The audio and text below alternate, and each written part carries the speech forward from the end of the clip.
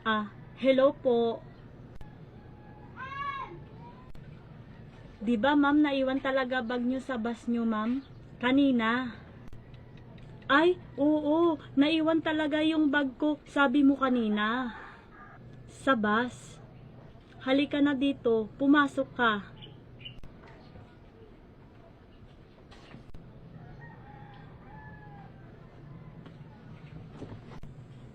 Baka nagugutom ka. Gusto mo ba handaan kita pagkain? May niluto ako dyan, kakaluto ko lang. Ay, wag kayo abala ma'am. Okay lang ako, hindi naman ako nagugutom. Alam mo, ang swerte ko. Ang kapalad ko ng tao dahil ikaw talaga nakita ko bag ko na yan.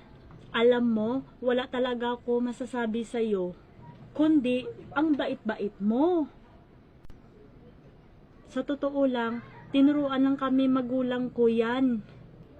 Kung hindi talaga sa amin bagay, ibabalik ko talaga agad.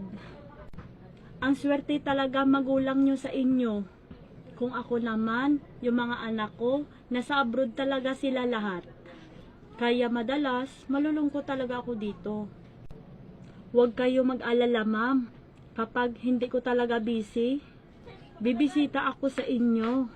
Malapit talaga bahay namin dito eh. Talaga ba?